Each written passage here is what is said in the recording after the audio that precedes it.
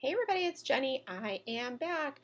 Just a friendly reminder, if you enjoy this video, please leave me a thumbs up and make sure you are subscribed. I am starting to catch up in my memory planner without photos, and I am using a bunch of stamps from Cocoa Daisy, specifically ones from the Spice Market collection.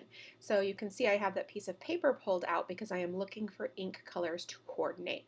I'd like several different colors, probably 3 to 5, so that I can do a variety of center stamping. Center meaning I'm going to stamp all through that center box of the vertical layout.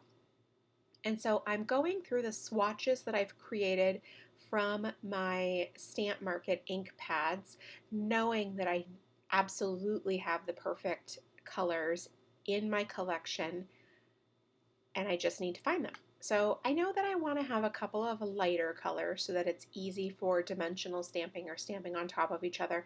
And then I want to have a couple of darker colors for the top, like for stamping over the other ones to make sure that they stand out. So that's what I'm kind of keeping in mind here, but I also want to have a good wide variety of colors too, because I'm not looking for this to be monochromatic. I definitely want it to have a lot of the spice and the flavor from all of the different colors. So I'm using the classic vertical inserts. I'll never not love these. The ink splatters that are so minor and neutral are gorgeous. The paper is amazing. I really do love these inserts and have enjoyed using them so far this year and have every intention to use them in 2023 as well. Just, it's August, so I suppose something else could creep up, but for now, it's definitely what I'm thinking. Okay, so I've added the dates. I, for some reason, did not have the 11 in orange. Weird. So I decided to just swap it out in aqua, which I'm going to pay for later when I have that week. Aqua is missing. So I'm really creating a vicious cycle here. And I guess I just don't care. All right, so I'm going to take the larger mandala stamp. It's a standalone stamp. So if you want to purchase that on its own, you can. It's extremely beautiful. Like when I got it, I thought, oh yeah, this is pretty. And then when it came and I stamped with it, I'm 10 times more impressed with how beautiful it is now than I was before. That actually often happens to me though. All right, so I first stamped with the pink and then now the orange, and I'm cleaning it off in between uses just because I want the colors to remain pure and I don't want them to be, mottled or mixed together with the other ones. And then I'm going to also use the light blue, which the color is just so pretty. I am really into light blue right now, which is kind of funny because I spent quite a while not being particularly interested in it at all, but I really do love it a lot. All right, so then we're going to go from the light blue back to the pink, and I'm just stamping so that they don't overlap at all and that there's a slight white space in between.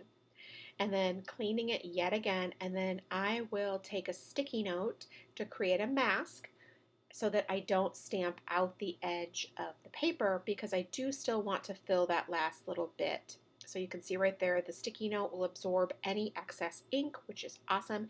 And I'm getting about half of the mandala on there. You can see right there. It doesn't need to be perfect. They ended up lining up pretty well. The stamp is spaced really great for these inserts in those boxes, but they are not, I didn't need them to be perfect. Now in the Traveler's Notebook memory keeping kit, there is a smaller mandala stamp included. And so I'm gonna layer that over and I'm going to use the green twice. So I just went ahead and did it without cleaning it. Then I'll clean it off and then I will use the fuchsia color in the center. I just wanted to create some layering and the variety and sizes as well, just to make it all so much more interesting with the mandalas.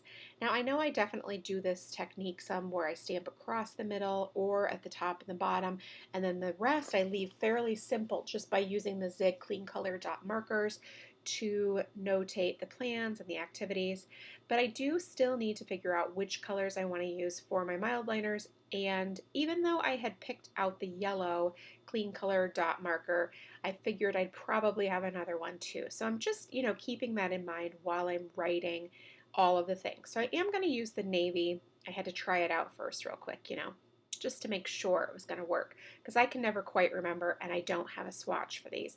I probably should, but I don't, because it's really not that big of a deal to test them out when I use them. I am writing directly on the page. I'm not using any stickers or any stamped boxes right there. I wanted to keep the focal point of the decor on the mandala stamps across the center and the variety of colors as well. That's another element in the kit is the color palette. Just that alone is always so stunning, and this month is no exception. It just looks fantastic together.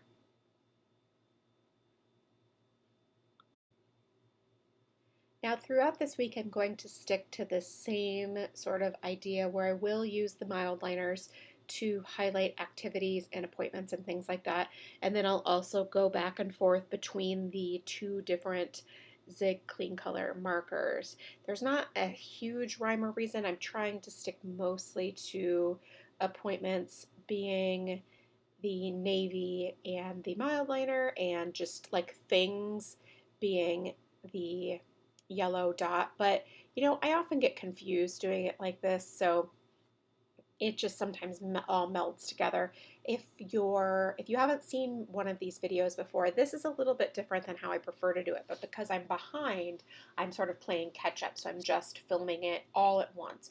Normally I go day by day and I fill in after the fact, and I use my primary planner to get the information from. Now you're saying, why are you doing this? I do this because at the end of the year, I do really like to have one planner that sits on the shelf. Great.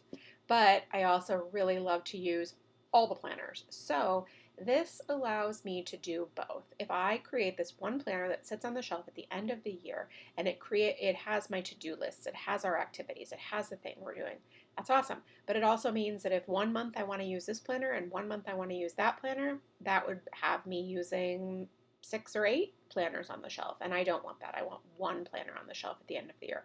So that's where this comes in. And it's something that occurred to me at the end of 2021, and I felt really, really good about it. And I decided that that's what I was going to do. I was going to just have this one planner that sits on my shelf and that I feel good about having. And it took all of the pressure off me feeling like I had to just find that one magical planner that I wanted to be in all year, when that's really not what I want to do at all. I really want to use all the things. I love to change. I love changing things up. So that's a little backstory in case you are not familiar with how I plan in this planner. I love to use it as a chance to try new things, a chance to try things I'm not familiar with, and it gives me so much more freedom this way, because I know that there's no pressure whatsoever.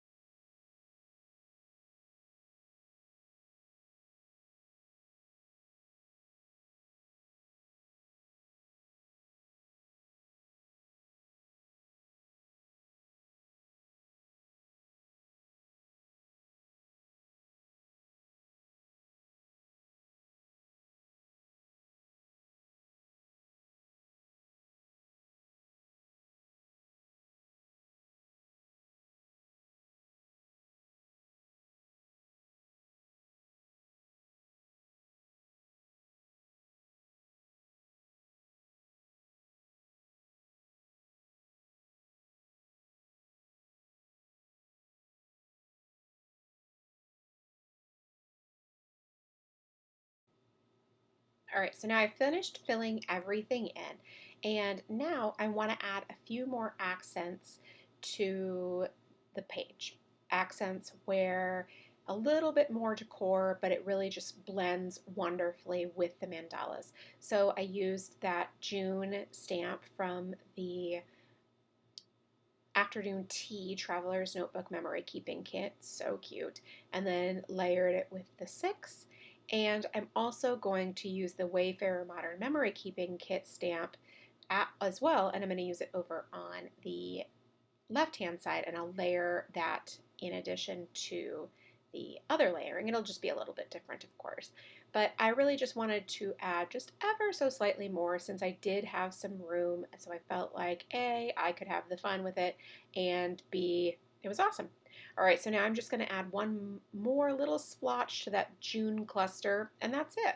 Thanks so much for stopping by and watching. I really do appreciate it. If you have any questions, please leave it in the comment box below, and I'll do my best to get back to you. Thanks so much, and make it a great day.